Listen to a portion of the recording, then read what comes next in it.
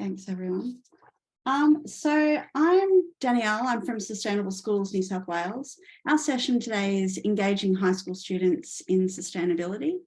With us today, we have a few different people, and I might just get you to say hi if I introduce you so we know people know where you are. I've got my colleague Andrew, who's the Partnerships Coordinator at Environmental Education. And there's Andrew, and Julia, who I work with at Sustainable Schools New South Wales. We have 4 presenters today. I've got Jessica Morris from Mitchell High School. Hi, Jessica. I've got Rebecca Hoad from St. Ignatius College in Riverview. I've got Rob Seale from Gloucester High School. Hi, Rob. And I've got Nicole Lewis from Moriah College.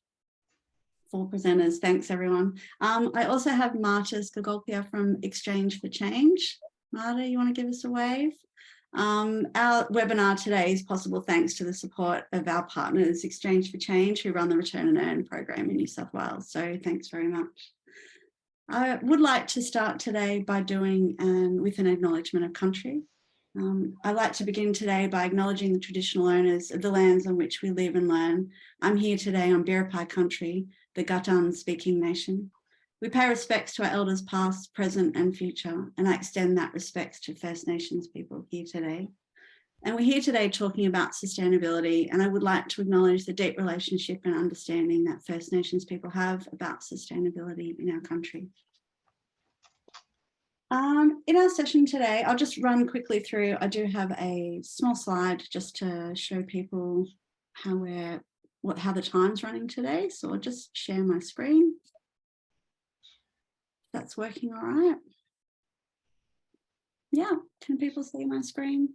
So we're just going to run through the 4 speakers. So each speaker is going to have about 10 minutes and then we'll have a 5-minute discussion time. So Jessica's up first. Jessica's from Mitchell High School, Rebecca from St. Ignatius, Rob from Gloucester and Nicole from Moriah. At the end of the session, we do have a couple of other educators who are keen to share some information about their high school program. So Observatory Hill and Oz Harvest. So if we have 5 minutes at the end, we'll share their programs as well. I'm just to let you know a bit about where we're coming from. I work at Sustainable Schools New South Wales. So we're an initiative of Environmental Education New South Wales. So Environment Education New South Wales is the New South Wales chapter of the Australian Association for Environmental Education, or as we like to call it, A²E².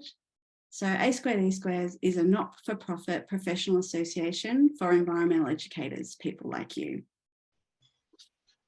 At Sustainable Schools, we really want to be able to amplify the good things that are happening in schools across New South Wales. So part of how we do that is through sharing stories and practical experiences to really sort of get that collective knowledge about the ideas about how people are making change in schools.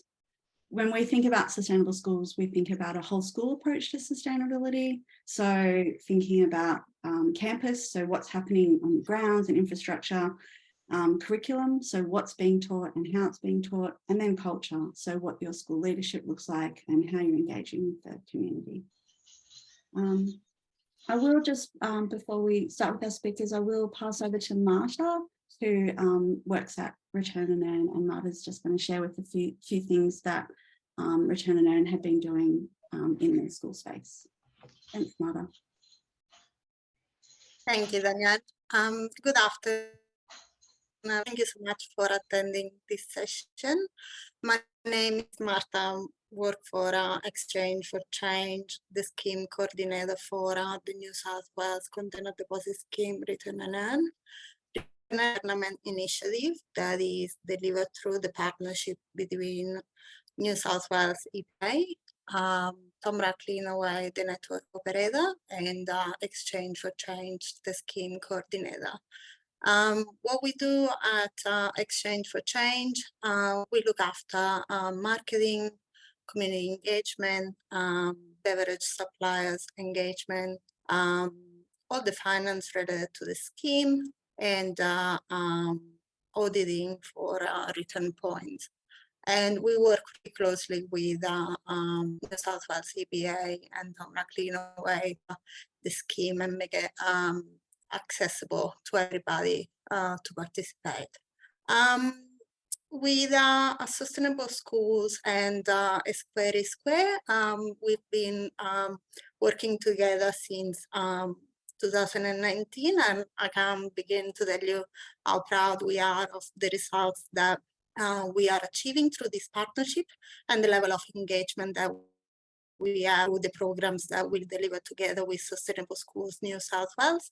And I just wanted to just leave you with a quick reminder about some of the tools that are available on the Return and Earn website, and also linked to the Sustainable Schools and Square New South Wales website.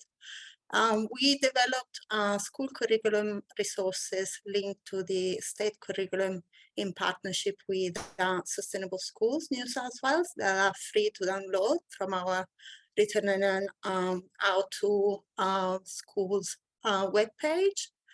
And we also have an online tool called Impact Calculator that basically shows the amount of water, energy, CO2 and landfill savings when you recycle containers through the scheme, which is a fantastic way to show students the impact that they're having on the environment when they recycle eligible drink containers with Return and Earn.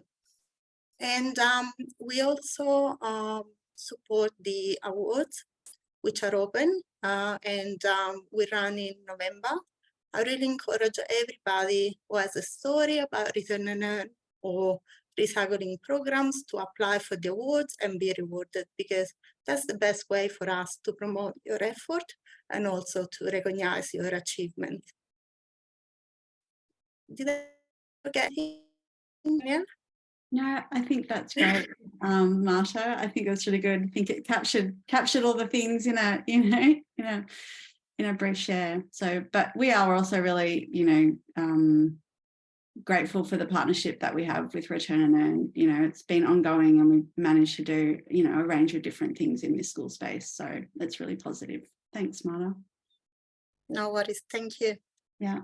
I might go now to Jessica. Jessica, we might start with you first. Are you happy to? Yep.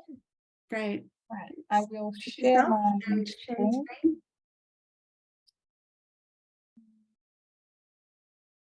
Okay. That's great. All right. So I'm a social science teacher at Mitchell High School, which is located in Blacktown. I coordinate our Enviro Club, which is a group of students who are passionate about our environment, and I also coordinate our recycling. So we recycle paper and also our Return and Earn drink containers as well. And also we are trying to start recycling stationery, so collecting pens and things like that as well. So there's a few things that it's kind of trial and error and just getting people on board. So my focus today, I'm going to go through our Return and Earn story. And it is a story because along the way, we've had some, bumps along the way, and it's still a learning process. So we're still figuring out the best way to do things. So hopefully I can share some of our lessons that we've learned along the way. So we have been returning and earning for about 5 years now. We got our first cage back in 2018. Our student leaders, they were the ones who asked for that and drove that initial step. So we got a cage from the local scrap metal place. They delivered it, and we got a few wheelie bins around the playground. It had some issues, which I'll go through in a few moments' time, and then we've changed. Every year we've kind of made an improvement to how we do things. We got some fancy lids for our bins in 2019, and I've got some photos to show you as well. And the aim of that was to reduce the contamination, because even though the bins were bright yellow, they had signs on them, we were still getting a lot of rubbish. It took us over 2 years to fill that cage. So in 2020, we finally filled it, but we decided to then change from the cage to cubic bags that, again, we used our local scrap metal place, and they gave us those bags. We filled those roughly once a term. This year we've had to change again because that company were charging us, out of the 10 cents, they were taking originally 7 cents, and they wanted to increase that to 5 cents. So we were doing all this work and only getting half the money back. So we found a different company, and they're giving us the whole 10 cents a container. This year, we've also rolled out classroom recycling as well as our playground recycling. So it's been exciting. It's been a learning curve along the way, but it's finally, I think we're finally ironing out a lot of those kinks now. So in the playground, we have bright yellow lidded wheelie bins. We have 7 of them around the place. We try to put them next to the general rubbish bin in the hope that people will put their rubbish in the rubbish bin and their drink containers in the clearly signposted bin. Once a term, I have a group of awesome volunteers. They help me empty those wheelie bins out. We do have to manually sort. There is some gross stuff in there sometimes. We have big like industrial gloves that we wear, and we have claw grubbers, and we do that. At the moment, from previous years, we were earning about $250 a year, but obviously we had COVID the last couple of years impacting with school being closed. So I'm not sure our accurate number that we would actually be earning if things hadn't been interrupted. Our main issue with the playground bins is contamination. It astounds me the trouble people go to shove rubbish in there. We've had whole pizza boxes in there. Yeah, that's still an ongoing issue, but we're hopefully starting to get there. In the classrooms, this was our big project for this year. Enviro Club worked on the proposal. We had to brainstorm how we were going to do this, how the bins would be emptied, and it's been a really big success. There are still a few issues that we're ironing out, but every classroom has a box, looks like this. They're just the paper boxes that we get the delivery of paper in the print room. We made the sign, and our support unit actually helped with that. So they got all the boxes from the office, they put the labels on it, and they help with the collection as well. So they go around to all the classrooms and empty the boxes in these awesome bags that we got from Martha at Return and Earn. Each bag, I think it holds about 100 bottles. So they go around to all the classrooms, tip the box into the bag, and then take the bag down to the bins. And Enviro Club also help out with that. So at the end of the term, we do an extra collection just to make sure we're not leaving any sticky messes in the classrooms over the holidays. So I think we've doubled what we're recycling, possibly even more. I don't have the data yet to compare. We've had a few issues, like some classrooms, their boxes are overflowing and they need to be collected more regularly. I've tried a few things like during roll call. At the moment, I don't have a roll call class because I'm a year advisor. So if I go out with the wheelie bin, they bring the box down and empty it in. That kind of worked. We're working on a few other solutions to try and get things a little bit more streamlined there. Again, contamination. People see this, and I don't know why, but they think it's a general recycling bin, even though it says bottles and cans. So we get a lot of paper as well. So there is still that having to clean it out. This is an example of what we did when we rolled out the classroom boxes. We had this one-page slide. Every roll call went through it with their classes, introduced the box to students so they know if you see this box in the classroom, this is where you put your bottles and cans. My Enviro Club kids weren't keen to have their photo taken, but they were happy to be hand models. So they demonstrated putting their bottles and cans in there for us. I've been trying to also give students feedback, so to thank them for recycling. So again, a one-page slide that gets shown at roll call, letting them know how we've gone, and just, you know, hopefully they can see that it's adding up and, you know, they're doing the right thing. This was an earlier promotion that we did. We worked out if everyone was having a bottle, how much it would be. We were very ambitious with our calculations there, but we hoped it kind of got people motivated. You can also see what our original bin looked like with just a lid. That did not work. So we did go back and get some better bin lids, and you can see the yellow lid there with the fancy hole. That is our new and improved bin. But as you can see from the photo, we still often get rubbish put in there as well. So there's a lot of manual sorting that we do have to do when we empty the playground bins. It's frustrating because, like, as you can see from the bin, it's clearly a bottle bin. And Enviro Club, we've been trying to work out ways to solve this problem, but I think it just ultimately comes down to some kids just don't care. But a lot of kids do care and they do the right thing. So we need to keep focusing on the positive, I guess. In terms of promoting Return and Earn, we have roll call announcements, roll call presentations where they have that one slide. We do occasional social media posts on our school Facebook page. The SLB have an Instagram page, school newsletter articles. Annually, we do the National Recycling Week and we run a trash toss competition. You can see the photo there from last year. So they had the line, they had to throw their rubbish in the right bin and they earned house points for that. And at the moment, Enviro Club they've produced a short video. It's currently in the production process, which hopefully that's something we can roll out to roll calls as well to show them. They invented a character, Recycle Ranger, who goes around and makes sure that people are doing the right thing. I think that is the end of that. So yeah, that's what we've been doing at Mitchell High School for Return and Earn. That's great, Jessica. Thanks for running us through all your program. I do like the process as well. Yeah. You know, this idea that it really does seem like a bit of trial and error to really. Absolutely, it is. And I have a wonderful senior exec who are very supportive of Enviro Club and of, you know, letting us try out things. So obviously the classroom box, there was, you know, questions about how that would work. We, you know, workshopped it with them, got some feedback, and, you know, it's still trial and error, but everyone's been really supportive of it. So it's positive. Yeah. I wasn't sure if anyone had any questions in the chat for Jessica. I was interested, Jessica, about your student environment group. Is that like a cross-stage group of students? Like, how's that working?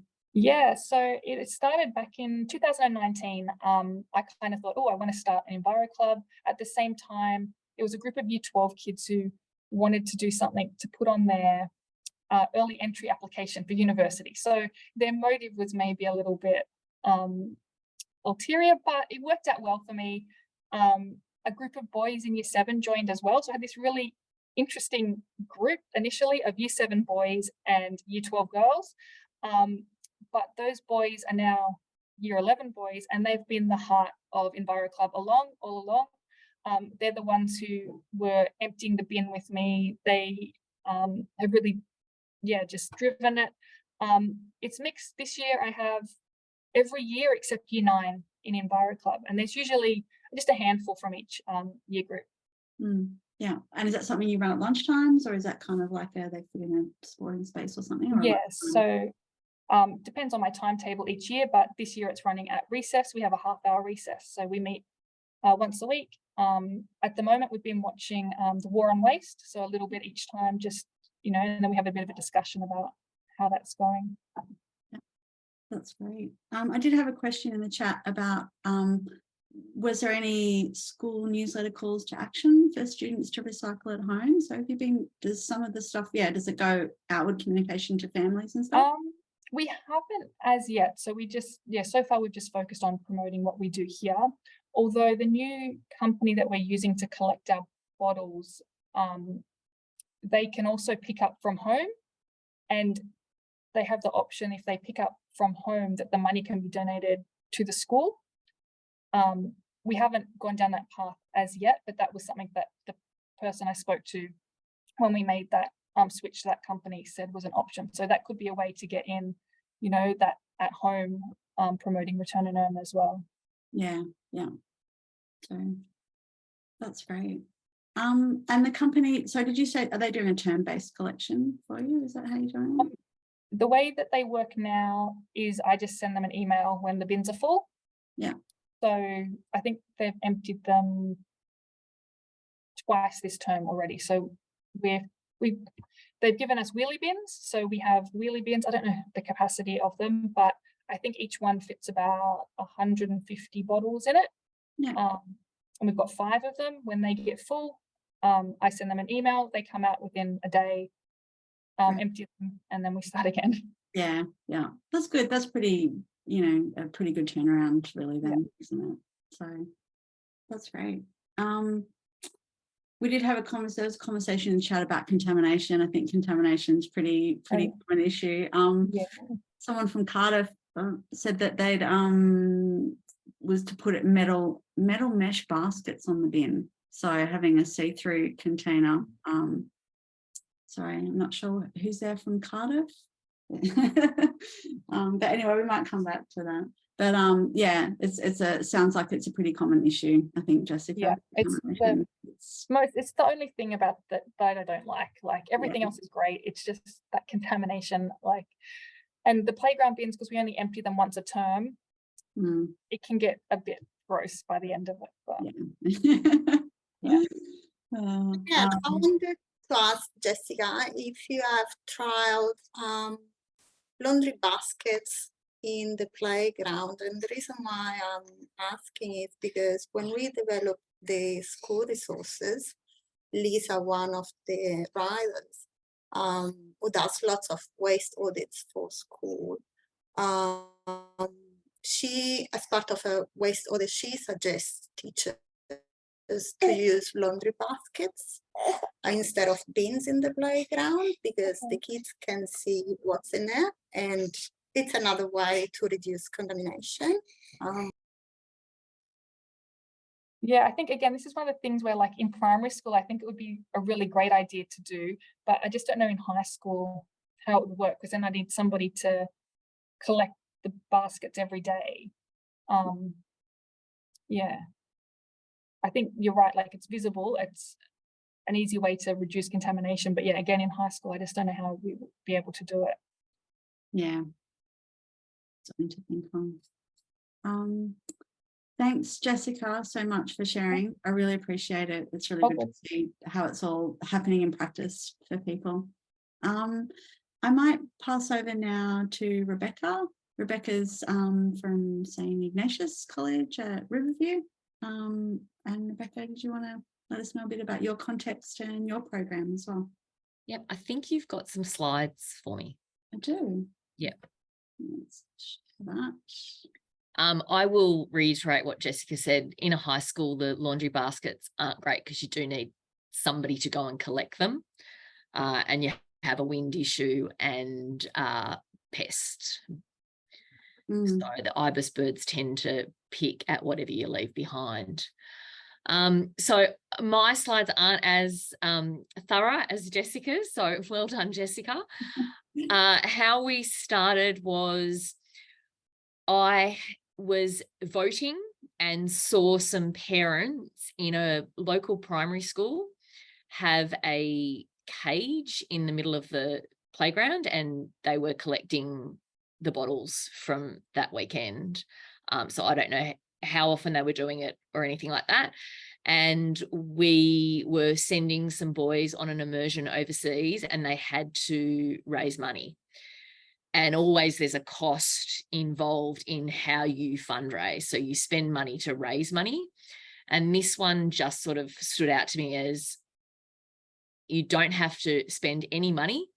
The other user spends the money, and then they give you the can or the bottle, and you're then getting the 10 cents from it. So it was a win-win from us.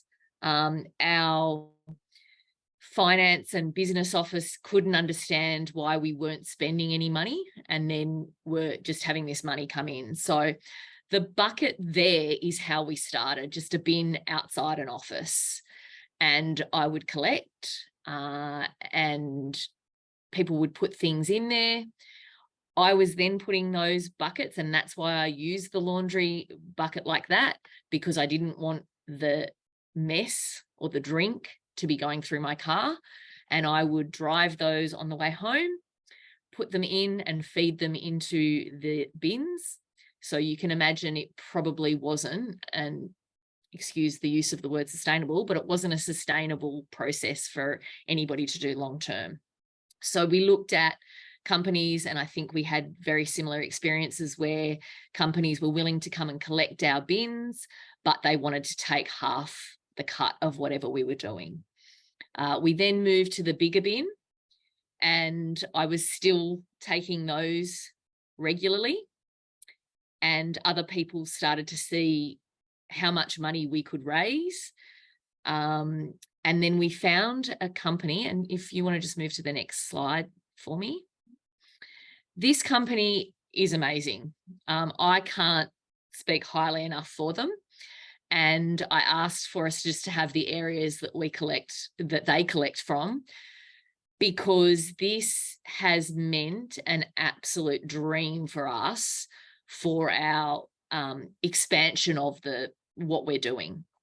So we went from a bin outside an office. We started putting bins with our house areas because our pastoral management is around houses.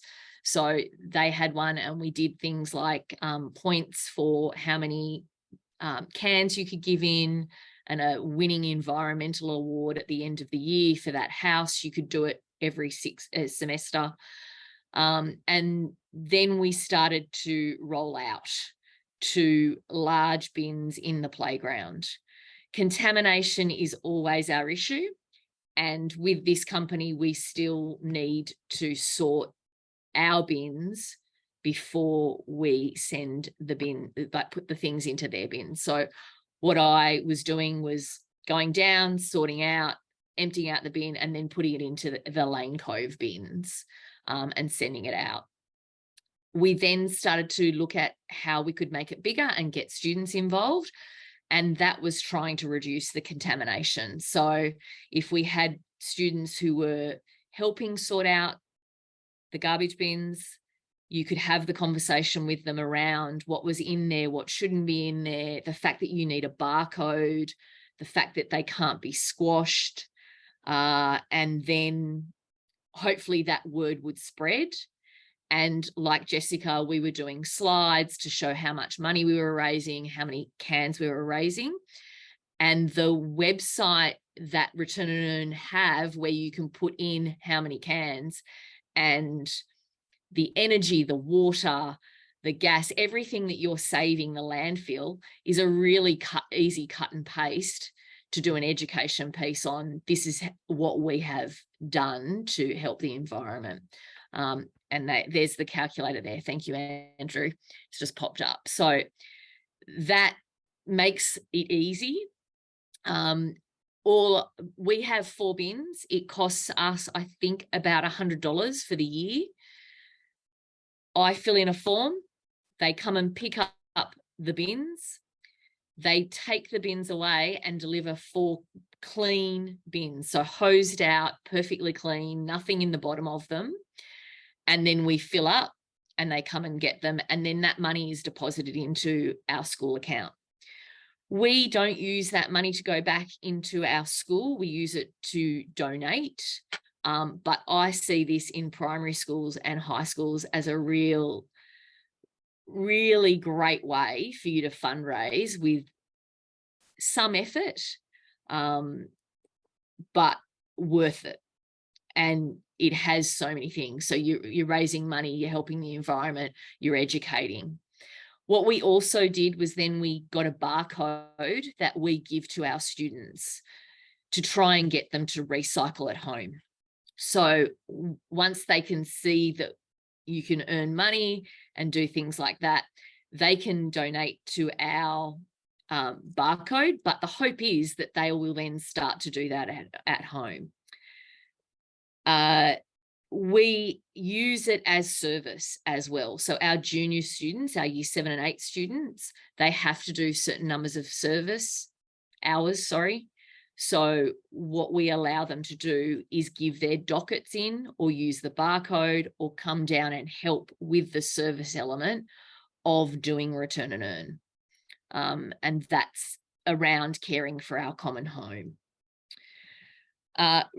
Really good spots to start if you don't know how well it's going to go. If you have an event, sorry, I just dropped out. If you have an event that would be a really good way to start. With parents, if you have an activity day with students and you give them a can, I would start small in that way. Sport on a Saturday, we have Saturday sport, so we put our bins out there. Our bins are probably too big. So Jessica's talking about doing it once a term. I don't think my stomach would cope with emptying out our contamination bins once a term. It's bad enough after 2 weeks. So I think if we had a smaller bin like I had pictured originally, rather than the large solo bins, it would probably be manageable in the fact that I could get to the bottom of them and students could get to the bottom of them, and we would empty more regularly. So I think contamination is always going to be an issue. If you look at our bins around our offices, we have paper bins, we have a recycling bin, and we have a red bin for general waste, and our adults don't know how to do that. We continuously get coffee cups in, even though the round circle is really key to your whole idea around return and earn. It has that visual element for people, and it says that's what belongs in there, but you're always going to get your coffee cups. You're always going to get, high school students love shoving things in where they don't belong. If you've got a hole in a brick, they'll put the rubbish in there rather than walking to the bin, and they'll put more effort into it. I just think that's part and parcel of what our education piece needs to be. And I don't know how you get around it. With our bins out in the playground, I would suggest that you drill holes in. So we didn't go and buy a special bin. We just got garbage bins. We've cut a hole in the top and then just put drilled holes to let the gunk drain out. So I think it's a great way to raise money and a great way to hit the environment education piece for students and staff. That's really great, Rebecca. It's do you, when you look at your, like, you're educating out to your school community and stuff like that, what sort of, like, sense I get is you have to do it regularly? Like, how, what for? You don't want to leave it up all the time. If they hear it, particularly with high school students, if they hear it every week, they tune out, particularly if it's the same person getting up and giving that message. So you need to really start using that whole idea of visual, quick, fast, here's the message gone. And that's why I really like the calculator site when that came up. That was fantastic, because we were using graphs of, we've recycled this many cans this week, and the graph just became boring. Whereas if I could put a garbage truck up and say, this is how much we've saved from landfill, and literally all I was doing was typing in the number and it was giving me the information. And then showing students that that's what we were doing becomes a conversation a piece for them. The water, there's so much on there that you forget is just quick and easy to use.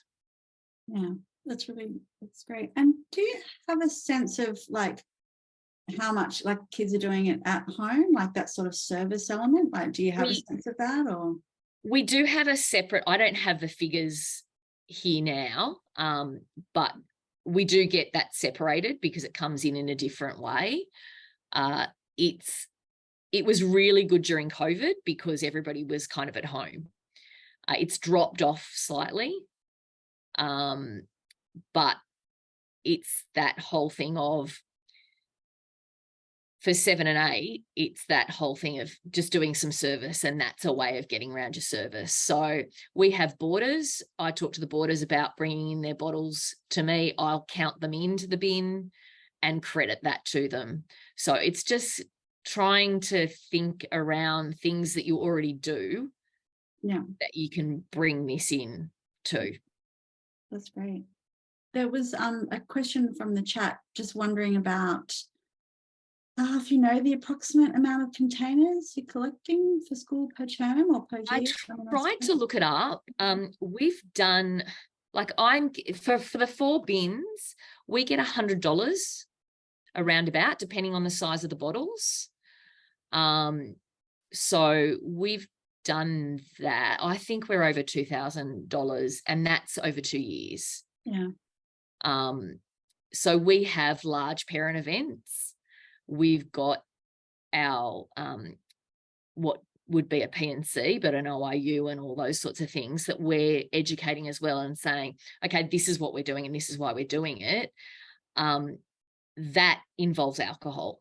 So we're getting the beer bottles. Now I have to do that. I can't have students doing that. Yeah. So there's the pros and cons of what you're trying to do. If you don't have alcohol at an event, I would be using cans and things like that. We use the large water the mineral water, and you get 10 cents on those. So it's, you know, that education piece around your parent body, around your students, is really, okay, this is what you're looking for, the 10 cents, the barcode. Yes, we can do that. When we first started, I had somebody that kept giving me their wine bottles, because we've got staff that I say, yeah, the bins are down there, just drop them down if you've got them at home. Yeah. So it's, yeah, educating everyone, Rebecca. And do you have a bit more of a support crew? Because I think I do now. I do. Really, the support crew is growing. Driving yourself in the car. So, you know, has that grown for you? Yeah. And look, the Lane Cove group are really good. They let me know just in my email, you know, 2 weeks ago, we had a lot of contamination. Now, I hadn't been down to check the bins. So I just said to the guys, look, we've got to be really close with this. We found that we had a building group in that were doing some work right next to the bins, and they had just put their whatever they had, their rubbish in. So wherever you're storing your bin, you really do, as Jessica said, you need a red bin near it to try and kind of get people to think as they're standing there, yeah, okay, that goes in that bin, that goes in that bin. But people will still put things in there. The pizza boxes, the muffin containers, yeah, the leftover sushi, you get it all. It's mind-boggling when you think about it all the time. Yeah. How are those other brains thinking about it if they're not thinking about it all the time? But it's, yeah, I think it's a common issue. We did have someone that were just asking about you, Rebecca. Is this part of your job? Is this like, is this a passion, or is this do you get to actually put it in your title somewhere? No, so I'm a maths teacher, was primary trained. So that's why I just see this as a really easy thing to do in a primary school. It's not part of my job. We have to do co-curriculum, but I wasn't doing it as part of my co-curriculum element. I did it just to raise money for an immersion, and then went, you know what, this is easy, I can keep doing it. I probably wouldn't have maintained it if that Lane Cove company hadn't come on board. Yeah, having that support. I mean, I do it at home. I had my dad, he had dementia, and I had him collecting his bottles at home, and that was part of his thing. And every time I went around there, he'd complain about the lady who hadn't collected the bottles yet. You know, you get people involved along the way. It's a good conversational piece, and people go, oh, okay, you can make money. Yeah. It's a good one for the kids for pocket money. Yeah, no, there's definitely a few avenues really there, isn't it? Yeah. That's great that you've been able to explore that at school as well. And the laundry bucket at the door, I think, is a good one. Even if you're putting it out, you know, if you don't want to collect the money for yourself, you put it out for the person who's coming along and collecting it. Yeah, that's great. Yeah, we did have a question from Roxy, and I suppose it was reflection. Do you think the school would not have pursued it if there was no financial incentive? We probably would have put the money into something else. Why wouldn't you? Yeah. Schools are so much more aware around sustainability and what are you doing locally, and that conversation around that sort of thing. Like what can we do that helps students who are very passionate? You know, they're not all very passionate, but I am surprised when I've got 4 bins sitting outside my office, and my office sits in the library space, and it's as they come up, they drop it in. And you do become a bit of a bin lady going through other bins, but students see that, and that kind of, again, conversation gets them thinking, helps. But we don't collect as many bottles as we could along the school.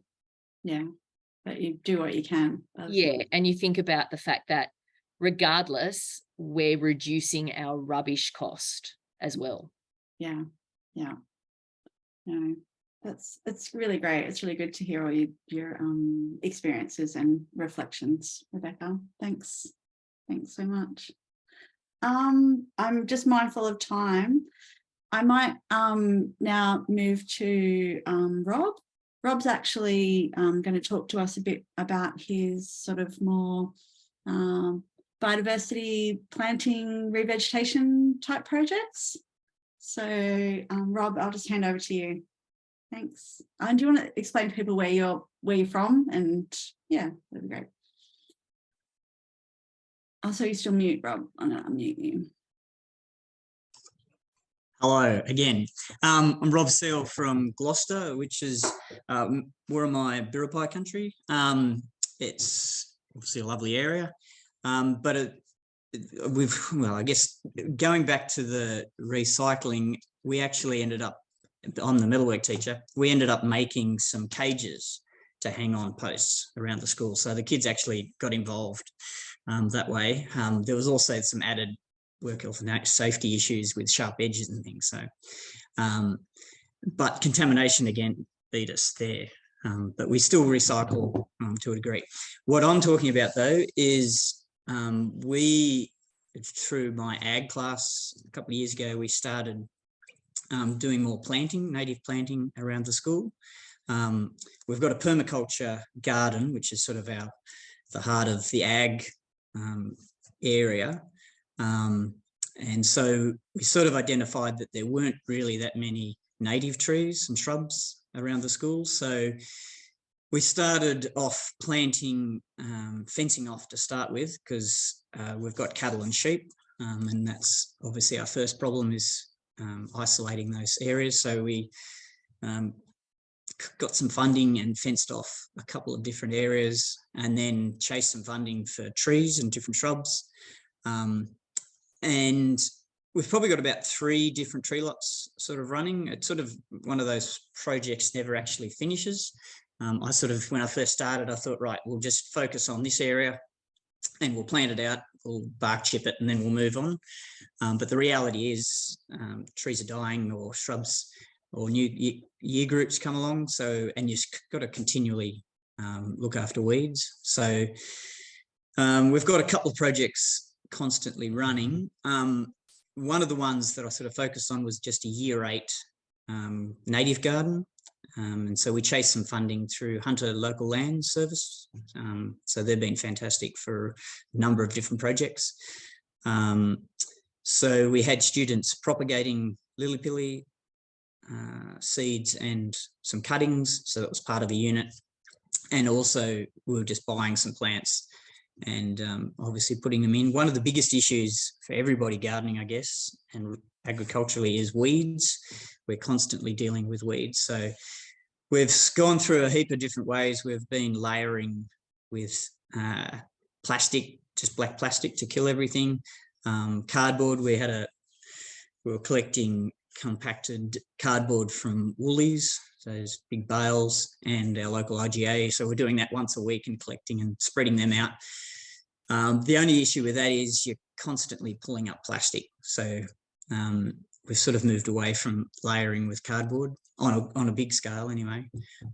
We even did some layering with shade cloth at one stage. We had a heap of shade cloth. So, but we've worked out that black plastic's probably the best, and unfortunately glyphosate. So it's certainly the quickest, and it works. So that year 8 project was fantastic while it was running. The kids took ownership of it, which was unreal. Like, the kids were then getting grumpy when kids were cutting corners and not using the path and actually walking through their garden. So they were sort of managing that. So that was fantastic. We've got a couple of other ones running at the moment. One that we contacted by Mid-Coast to Tops local land care, and one of their focuses is looking after isolated paddock trees. They've sort of identified that it's all very well to be planting trees, but a lot of rural paddocks already have this isolated 1 or 2 trees standing in them. And of course, they're getting smashed by the wind, and obviously stock camp underneath them and introduce that nutrient loading through the waste and obviously chewing them. So they funded some fencing to fence off a paddock for us down. We've got about 50 acres all up, hectares rather, for the school, and about 15 of that is a separate block down on the Gloucester River. So we fenced off a tree, and during one of these forums, one of my sort of issues is labour. We do have a school with a heap of kids, but in order to do any projects, you've only got a 50-minute period. By the time you get the kids out of class, everybody has that problem.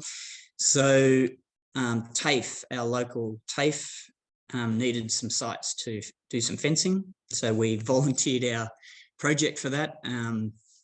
And obviously Landcare donated some of the fencing, and our local community group, Gloucester Environment Group, came on board and did a fundraiser for us. And they had a local garage sale and gave us about $2,000 out of that to finish off the fencing. So, and then they planted about 200 trees for us. So that project, we also had some students planting sort of 25 or so trees in amongst those. So that project was completely different than any of the other ones we've had. So that was an interesting coordinating TAFE and some community groups. And of course, Hunter Local Lands were involved in that as well. So, and we had students down there. So, and it looks fantastic. It hasn't rained much, so we've got to continually water. There's dams down there, but no actual water supply. So it becomes a bit problematic, which anybody that's planted trees would know. You've then got to turn around and water them. So that's a separate job. And then our other one is I teach marine studies. So we've got a riparian zone that runs through the school. It used to just be a drain, and we identified it as a bit of a stock hazard. So stock was standing in this muddy area. So we fenced it off, and we're excavating ponds. And so my marine class is managing this riparian zone, basically from the stormwater outlets, which come from the school roofs and concreted areas. They're going to manage that riparian zone down to, we've got a, excuse me, a large dam. They're managing that. And then it leaves the school grounds, goes through a couple of private properties, and then goes back down to the school river block. So it then enters into another tree lot that the Year 8 students managed last year as well. And we sourced, for that tree lot, we sourced them from the Koala Hospital at Port Macquarie. They have an annual giveaway. So we've got a couple of lots of koala habitat trees and planted in that tree lot. The students, we participated in National Tree Day again this year, and so that was our focus, was to plant trees into that riparian zone. And I guess we've still got some more ponds that we need to excavate out and just finish off the fencing. Some Year 11 PI class is finalising the fencing to keep stock out of that space.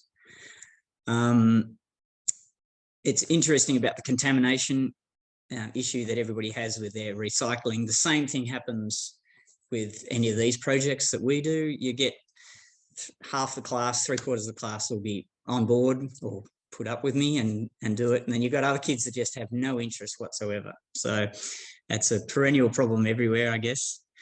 One other little project that we do periodically is nesting boxes and sort of insects and bat box nesting homes. Originally, this was way back. All of these projects seem to take a long time to develop, but originally I looked at getting some funding to get some glasses so that we could, some binoculars to be watching birds, because there were a few kids who were interested in the native birds.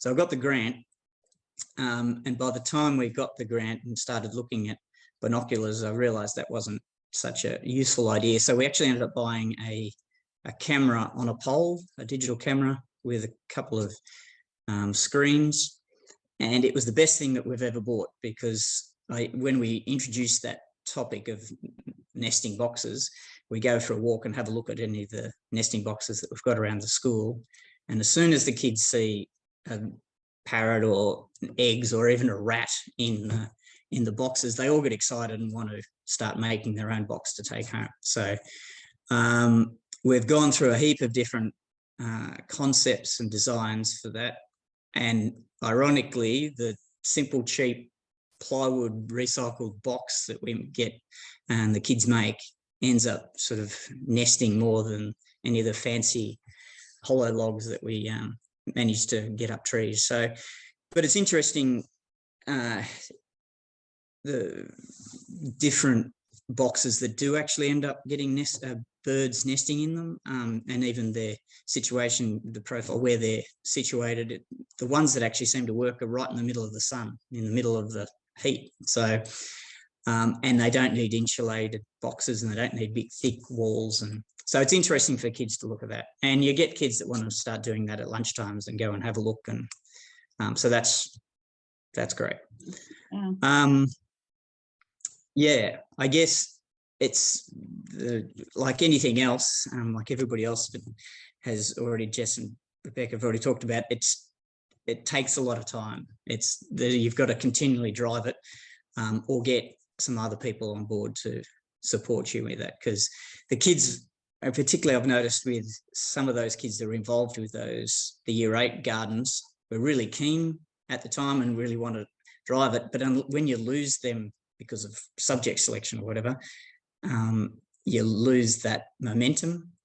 So it's it'd be great to have a standalone subject. I don't know, like that homeroom concept would be a great way to be able to continue that, whether it's a year group or a separate program. The same sort of thing happens with Duke of Ed programs. If you don't have that face-to-face time, you lose that momentum. So, but it's, yeah, one of the best things I've done at school. Like, yeah, it sounds like an amazing site. Like, do you have a site plan in your head, Rob, of, you know?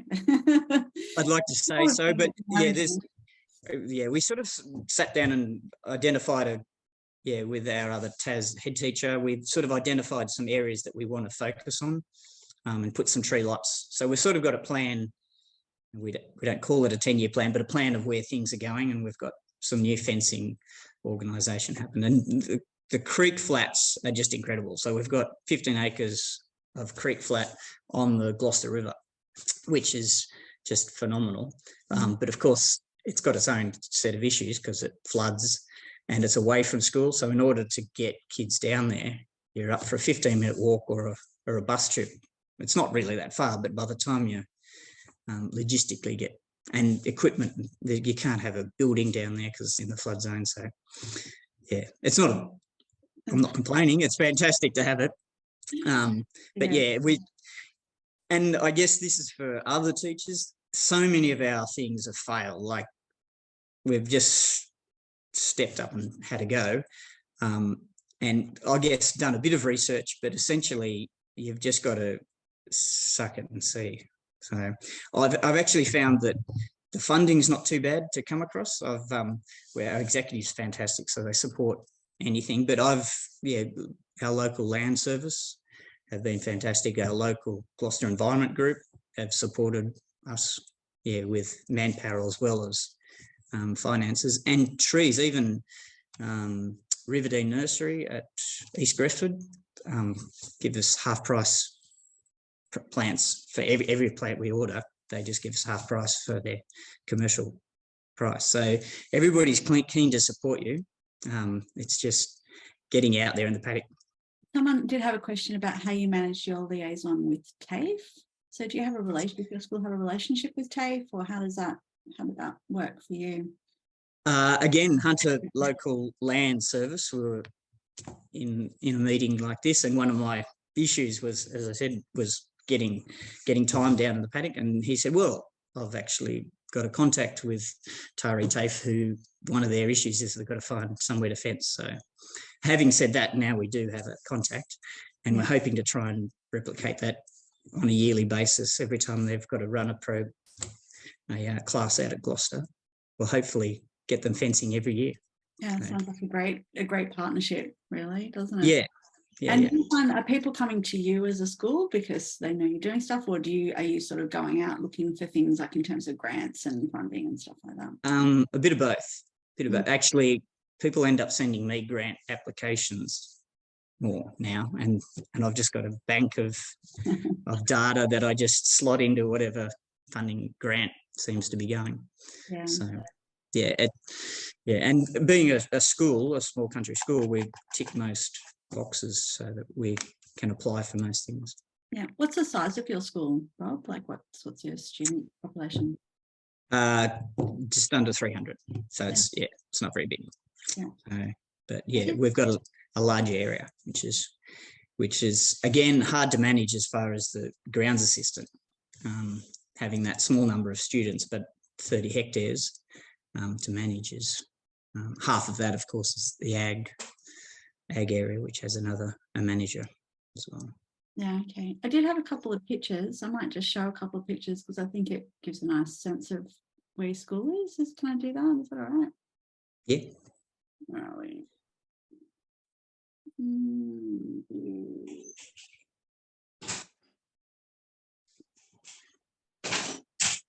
I think that was...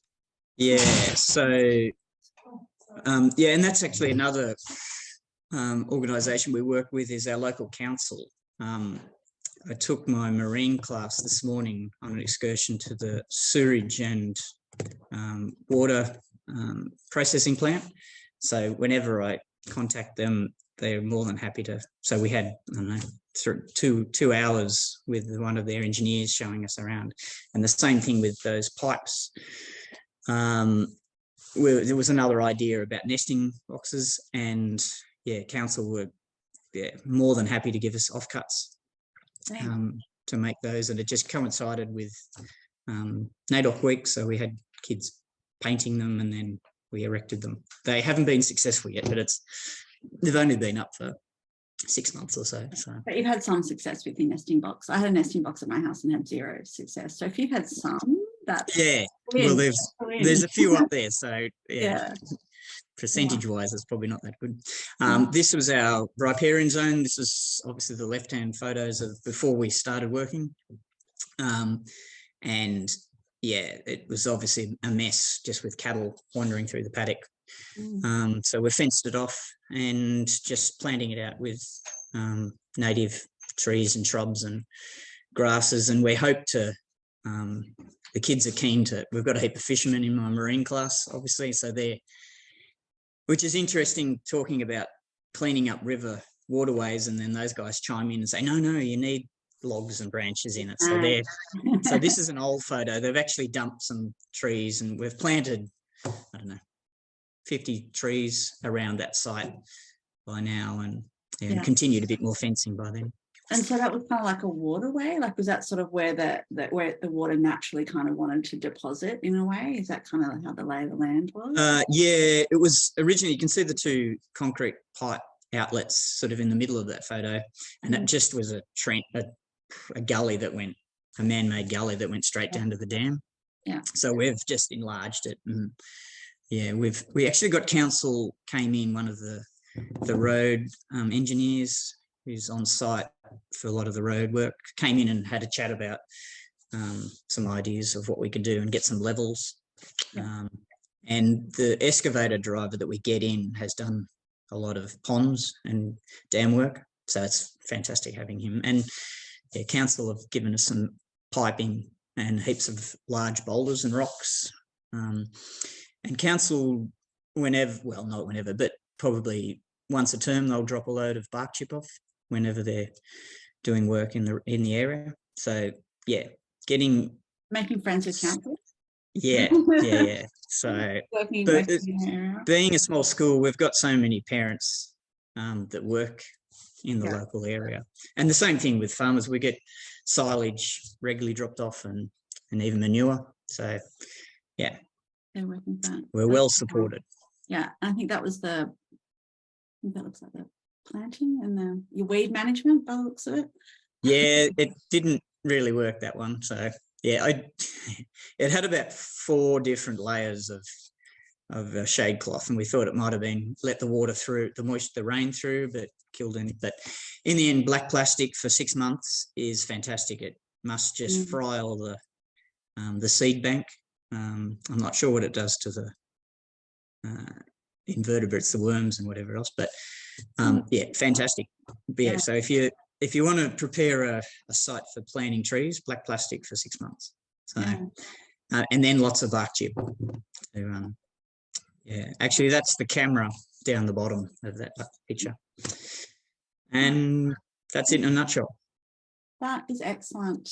Thank you so much, Rob. I'll just see if anyone had any questions there. We do have, you are doing some amazing work, Rob. Couple of shout outs in the chat there. So it's a lot of work. So congratulations, and be happy that you have tried and failed and sometimes succeeded. Well, yeah, there's lots of failures, and everybody as a teacher would understand there's lots of little frustrating bits, but overall it's great when the kids, I don't know, for a moment anyway, appreciate some of the nature. Yeah. Someone did ask what the weeds you were dealing with. What's the main weeds you're dealing with? A lot of dock, a lot of the broadleaf weeds. We've got Parramatta grass actually at the moment is something we're trying to deal with. We've got some organic fungus that we're trying to apply at the moment. It seems to work at certain times. There's lots of the traditional rise is actually some of our issues, and cooch, which is very difficult to kill even with Roundup. And there's an argument that you could probably leave some of those there because they'll actually then choke out some of the other taller seed weeds. So there's a debate, and there's even a debate about the fact that we should be encouraging weeds for soil health, and obviously not leaving the soil bare and encouraging fungal growth and all the rest of it. So there's conflicting conversations we seem to have all the time. Thanks so much, Rob. I really appreciate it. I'm just looking at the time, and I know that I have one more speaker and some more things as well. So thanks so much, Rob, for sharing. Nicole, I'm going to pass on to you now as well. I feel a bit like speed dating at the so right, and Nicole, you're up. Are you ready? And I'm not good at keeping it brief, you know that. So I get carried away. So I will do my best, everybody. I'm very mindful and respectful of your time. End of a long day for everyone. So thanks so much for having me. It's really great to be here with all of you, and wonderful to hear all the work everybody's been doing. I just wanted to start with this slide. I sort of wasn't sure. Spent a lot of time thinking about how to, the little key messages in this presentation. And I really liked this wave because it made me reflect on, that need to really sort of build that, consistently build that energy and that effort and the momentum before you get to reach that tipping point when things actually happen. And as all our previous speakers have said, it's never smooth sailing. So there's lots of bumps along the way, but I really do feel sort of reflecting on, I guess, a long time trying to make these things happen, that really does, you do get there. So that's sort of something that evoked for me. So looking at just a little bit about myself, I guess important to know, I'm really lucky in that I work at a school. It is preschool to year 12. We're a very large school. It's a very busy school. And my role there is called the coordinator of sustainable practice, really rarer than it should be, I think. And it's 2 days a week. but also to say that the role encapsulates everything on this image.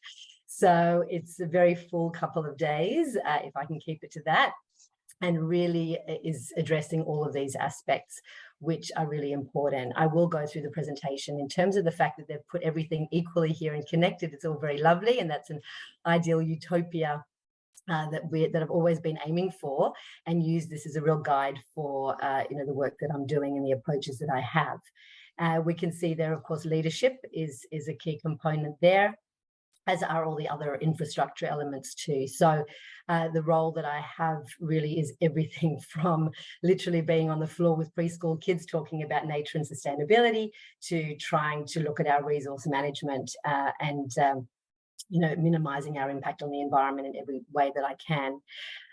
On the left-hand side there, I just thought that's cute. That's our Sustainability Committee logo, which the students themselves came up with. So that was something that was really nice opportunity for them to get together and be creative and come up with a way of sort of having that image that's frequent, that everyone can associate with them and the work that they're doing. Sort of raising their profile has been a really big motivator for me. And over the years, so I've been at the school officially, it's coming up to 10 years, and established committees, sustainability type committees, or student leadership committees in the primary school and the high school. And it's just been very important that they're not sort of seen as these out of left field students that most people would avoid as they come around the playground. Asking whether it's interview questions or can I collect your single-use plastic for a project that I'm doing, and artwork. So that's been really important to me, to make them feel really valued and that they're actually affecting change. So over those 10 years, it's been nice to see the shift. I think we're sort of getting there much slower than I'd like, but where that kind of way of thinking and that type of leadership is something that's a lot more enticing and familiar to more students as these sorts of environmental topics become more top of mind. So a few really key things to say that I've found really helpful over my time is to tap into these organizations and external opportunities. So I've been really lucky. They're all incredibly supportive. I know sometimes councils get a bit of a bad rap, but developing a relationship with them has been just a really fantastic thing for me. And a lot of the time, as I'm sure most of you are aware, councils and other organisations are really keen to help and support in any way they can, whether it's funding or, coming into the school and running education sessions, or just sharing resources or ideas, getting involved in the network. So for where I am, I'm part of the Eastern Suburbs Sustainable Schools Network, and that encompasses 3 council areas, Waverley, Woollahra and Randwick Council. And that's been a really fantastic thing to be a part of, as has, looking into opportunities through the ESEX. So I know Glenn's there, and he'll talk some more about this, just jumping on those sorts of opportunities that they provide, and incursions and ways that our students can really feel part of the bigger picture. I think that those community days are really very effective to participate in. Schools love to promote that you are part of these community days. And it's just nice because I often say, whether there's a school version of those days that we're participating in and raising awareness about, but then there's also, they're seeing those logos, they're seeing the messaging, they're seeing the push for the community side of those initiatives, and it really makes them feel part of that bigger picture, which I think is very empowering, and then shares that message out to their families. So that's come up a few times, I know, in some of the questions. We try very hard to share all of those messages with our families and encourage them to be part of all of these, community events that are taking place more and more, which is really fantastic. So they always get a really good response when we run those sorts of initiatives at the school. These are, and this is actually quite fun, trying to go back over some of these, and I spent probably a bit too much time reminiscing what I did. Just a few things I wanted to put in here and highlight. In terms of, there's a whole range of things, I could talk about this for days, but, thinking about providing opportunities for students to participate in sustainability leadership across a number of areas. Now that has, of course, broadened my workload and made things a lot more difficult. always being open to the students' voice and their interest and their desires and their passions about what they want to change at the school. But we do often have this back and forth about, are we better off focusing on one key area and doing that really well? Let's say waste, for example, which is always the one that comes up, and I know that's come up again in this presentation. Or do we kind of respect the fact that sustainability is so many things and students have different interests or ways they think would be more effective in getting messages across about particular topics? Do we try to address all of them? So across all of the years of running committees, it changes every time depending on who's in your committee, as does the conversation around, do we have incentives for people to participate in these sorts of initiatives we put in place, or don't we? Should they just be doing it because it's the right thing to do? So, you know, in terms of things changing over time, that's something that I've really been reflecting on, is that, you know, the spread of who is in your committee, the ages of those students, their also views, their various views. A number of times we meet every lunchtime, so once a week, sorry, at lunchtime. And the number of times when we're planning initiatives that half the meeting's taken up with the argument of, do we offer an incentive or not? And if we do, what should it be? So, you know, there are those sort of aspects to it that come into it as well. So what I've always tried to do is, you know, if there are grants to go for, I will take students on the journey with me. I'm very big on developing their skills, and also to encourage different students who have different skill sets, or you know, bring to the committee something that they feel really confident and competent about. So, you know, some students will say, I refuse to speak at assembly, but I'm really good at tech and I'm happy to put together videos. Other students are really happy to speak at assemblies, thank goodness. And others are just, you know, the speech writers, for example, or like bringing in creative elements, like that waste mural on the wall there. So bringing them along on the journey of, you know, whether it's a grant application, implementing an initiative, doing a presentation at assembly, or even, you know, external opportunities. I like to just try and offer, you know, a real range of ways in which they can participate. So that's, I think, been a really big success. And also to, you know, show them the outcome. So when we do win the grant, and I always make a big fuss. So I pull everybody in. I get the communications lady to come with a camera. We do interviews of the students. We create assembly presentations with that as well. We've even had big, when we put in our water refill stations, which was through Waverley Council, I got the mayor to come, and we had a ribbon, and we did a cutting of the ribbon, and it was all a nice big deal. But, you know, it really validates their efforts and keeps them, you know, hooked and ready for the next one. So that's been something that's been really, really great. And they can just continue, you know, with feedback, as one of the presenters was saying, with ongoing monitoring and feedback, so they can really feel the impact that they're having ongoing, even though it might have been a month ago, 6 months ago, 1 year or 5 years before. So yeah, so it's really, you know, I am lucky to have that time allocated. Obviously, that's my role there, but it is really very broad and you know, challenging. But when you do get these success stories, it's something that everybody's really proud of and likes to jump on those positive stories. So this is just a quick example I wanted to give about, you know, this was a particular waste assembly about raising awareness about our waste, which is a huge problem, as it is in all schools, I know. And so just kind of a few little key things to take away from this, where the messaging is always very proactive, it's collective, it's clear, it's concise, it's consistent as well. So that's, I think, something really important and very, you know, practical. These are things that everybody can do. It's not difficult. It's very achievable to be trying to, you know, aiming for all these sorts of things. So I try and make it a bit, you know, the students always make things a bit funny, or, you know, trying to lighten things up a little bit. So that's just an example of some of the things, you know, some of the ways in which we communicate our messages. And, you know, I also, I guess this leads me to, I could talk all day, but it just leads me to then that aspect of, and I liked on the first slide, Danielle, how you had there the campus, the curriculum, and culture. This is sort of a little bit of a bugbear of mine that I'm finding challenging, not just at the school that I work at, but I do for my other work, go to lots of different schools. And it's something that I think is a little bit of I don't know how to, when it's sort of bubbling along under the surface, where, we've got this fantastic intention about having sustainability across the curriculum, and all these great, quotes that we've got here from the revisions a couple of years ago, and it's all very nice and sounds great, and I think the intentions are very good, but the difficulty, I suppose, is actually making it happen, in that, of course, providing opportunities for students.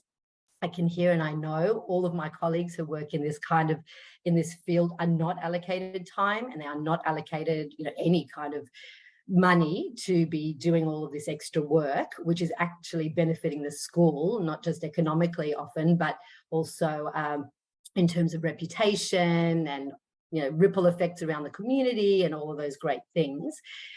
But it just is troubling, I suppose, to see these students, and because I get to see them every week, and they are engaged and passionate, that they're going to their classes, and sometimes they can be moving between, they've got 6 classes in a day, and 4 of those could have been talking about climate change. And, there's often the, doom and gloom aspects, and there's all these things that they're learning about, even solutions. That's great, learning about solutions and the positive aspects of that. But, how is that playing out in their reality at school? So students are not, you can't get much past students. And so I think that there really is, and I wanted to just raise it here in this forum to say that there's a huge need to support teachers, I think, in thinking about that experience of students, what they're going through, how that could be impacting them, and to try, and I know I teach as well, and it's really hard. The lessons are full, there's a lot going on, behaviours can be difficult, but to let those students leave your classroom feeling empowered and positive about something. The times I've had where we've had our meeting on the Wednesday and the students come in and they're just completely ashen. And I'm like, what's going on? Is everything okay? And they just explain to me what they've experienced that day, from a David Attenborough documentary to, feeling overwhelmed because they talked about climate change in English, and then they went into science and they went into geography, and it's just piling up on top of them, and there's no outlet necessarily, or they can't visually see that there is action going on to reverse this, even at their school, for the sake of their future. So I know huge topics, but just to say that, I think it's something that we should all bear in mind. We are also very lucky to have psychologists at school, which I know is also a much more common thing now, counsellors and psychologists, and trying to talk to them about, helping teachers recognise these sort of thoughts and feelings and fears, and educating themselves on identifying eco-anxiety, for example, and ways in which we can manage that or assist our students to have a safe space where they can express themselves. So that's me at the moment, which is, of course, fine. But, I think that there's many students who are not coming to the committee necessarily that are needing that opportunity to speak to someone. And also, I guess, asking that question of the leadership, is there a vision? What is our bigger picture vision in terms of the school demonstrating their commitment to implementing the solutions that students are talking about? I have had most of my successes through the economic argument, I'll be honest. So as we've mentioned before, a lot of schools have got their eye on that. And, there are things like, for example, we managed to put solar on one of our bigger roofs in one of our more energy, drawing buildings. And really what got it over the line was the economics of that. So, communicating that, though, in a really effective way was a great thing, in that I had students that happened to be at the time, I knew that was going on in the background. I didn't really share it with the students. And they started anyway to talk about energy use around the school, and noticed the classrooms, the lights were left on, the air conditioners were left on, the screens were left on. And so they came up with an initiative to educate and write messages on the whiteboards of the rooms and do some data collecting around that. And so I sort of encouraged that project and got them to actually create a survey. They surveyed teachers and students about energy usage at the school and their thoughts and what should we do. And I kind of managed to keep the momentum going, so that I got them to hand in the survey to the leadership kind of a few weeks before I knew that we were going to, you know, tick the box on getting solar. So I sort of made them really feel like they were part of that, building that momentum and pushing for that change. So when it was announced, I announced to them that solar panels were going on the roof, they really kind of felt like that was the, you know, top end and the bottom end, or for a better, I'm sure there's a better way of saying it, meeting with this fantastic outcome for the school environmentally and economically. So that's just one example. And then something I think I'm sure we could all collectively write a book about, called Super Tricky Backways. And those are things that I've just done because, you know, I don't have a budget. I do not have a budget. So when there are things that I want to have happen, I use my Super Tricky Backways. And I've got lots of examples. I guess a good one was when a few years ago, again, back to the water refill stations, and the students were really interested in getting that happening. And I knew there was funding available, but just for one. And of course, in such a big school, we needed more than one. So I said to the principal, look, I'm going to apply for this. If we get this one, will you match it so I can have a second one at the school? And he was like, yeah, sure. And of course, we won that grant, took it to him and said, well, now you need to keep your commitment and we can get a second one. So that kind of approach. Also, any money we do save by putting in place sustainability initiatives, I try to keep in a little bit of a pool with my manager, and we can then use that on other sustainability infrastructure and projects at the school, so we can keep building on it. Yeah, I could keep going, but I'm very aware of the time. Look, I could keep listening to you as well, Nicole. I am mindful of the time. We did have one question, and we'll just give you one question, and then we might have to finish up because I'm just mindful that was the time. But someone did ask about what was, and I'll sort of paraphrase it, but what do you think one of the biggest challenges that you face in your role, and sort of how do you overcome it? I don't know if you can get it down to one, but you know. Yeah. You know, it's a great question. The biggest challenge, I think, is where sustainability sits in terms of priority. We have had lots of change of leadership. That's been a massive challenge as well.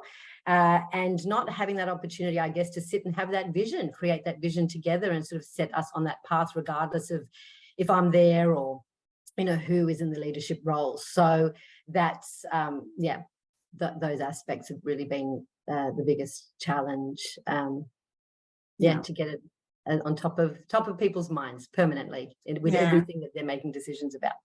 Everything. It's an ongoing challenge. But, yes. Thank you so much. It's really good again to have you,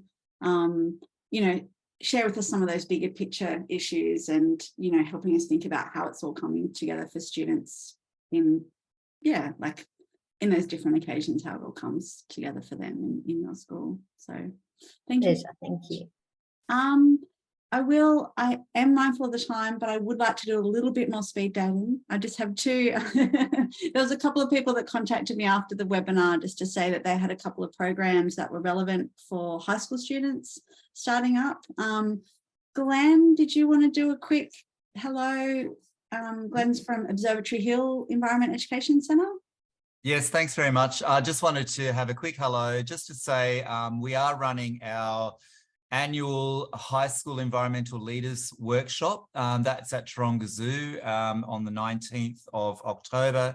This is a free event sponsored by Taronga Zoo. Last year, we had over 110 high school students there. Had great speakers, some really inspiring kids got up and spoke. We have a session where each school can have a presentation on what they're doing, and the kids really like looking at what other schools are doing and get some inspiration from them. So it's free for teachers and students to come. You can send a team of high school students. We prefer sort of between year 9 and year 11, which is probably relevant at that time of the year.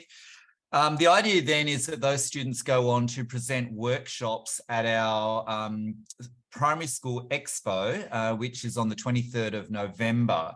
So this is an expo that we put together at the Coal Loader Sustainability Centre at Waverton.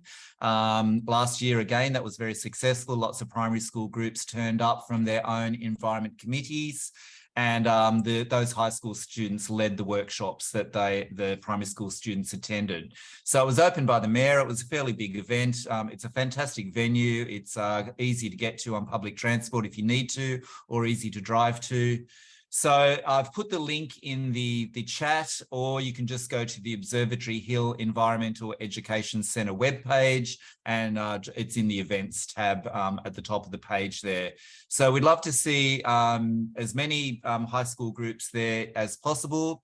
And I've also put a link there to the Environmental Education Centres. If you're not sure about who they are, there are 23 run by the Department of Education. We're schools. I'm the principal of a school, but it just happens to be a unique school, which is an environmental education centre.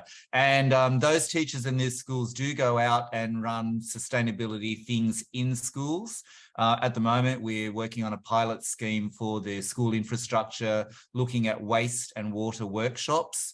You may be aware there's a huge a shake-up of the New South Wales Department of Education waste contract.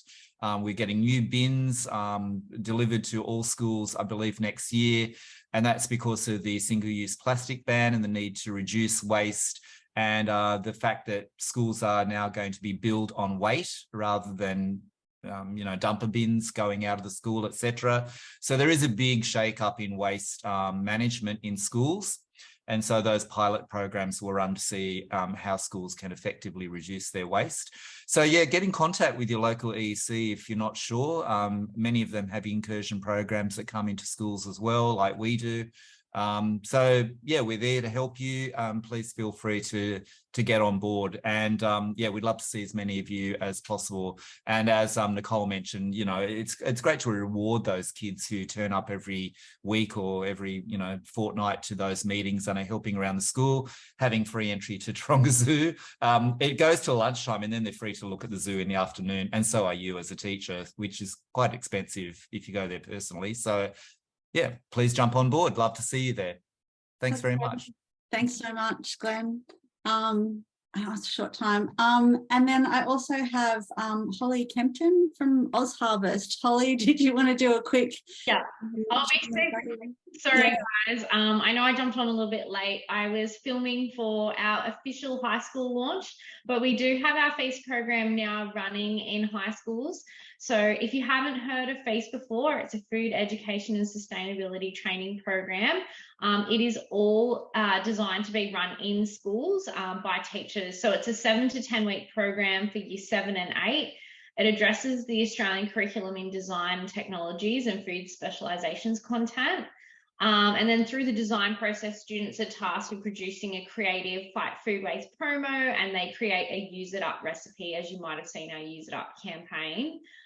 So what teachers get is a unit of work, detailed lesson plans. So you get 10 lesson plans.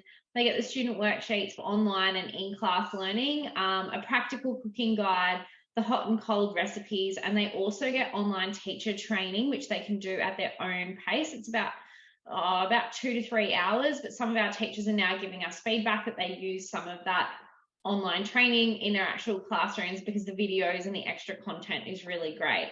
At the moment, for schools to sign up, if they already have a hospitality and cooking room, they're not going to need any extra equipment.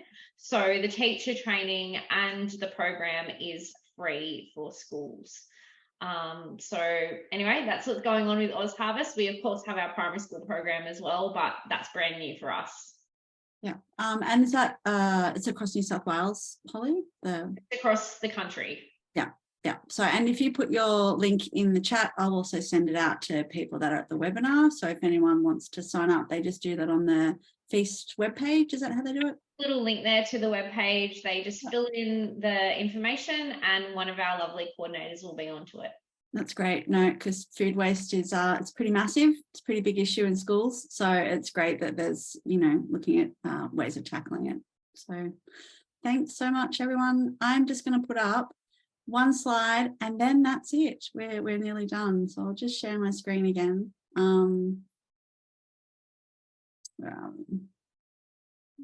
Wish I could get into that a bit quicker, just to remind you where we've been. I would like to thank everyone for coming along today and to thank our 4 speakers. It was really great to have a diversity of people come and talk about a range of different programs working with high school students. It's something that we have got from our other webinars. People are like, what about high school students? And it's really good to actually see that, you know, things are happening in high schools and you can work with high school students, and you know, there's a range of different ways that people are working there. If you're interested in sustainable schools, please sign up to our newsletter. We've got a quarterly newsletter that goes out each term, and we do a wrap up of things that are happening. There's a National Environmental Education Conference, which is being held in September, and it's in Wollongong, so it's, you know, it's on the east side.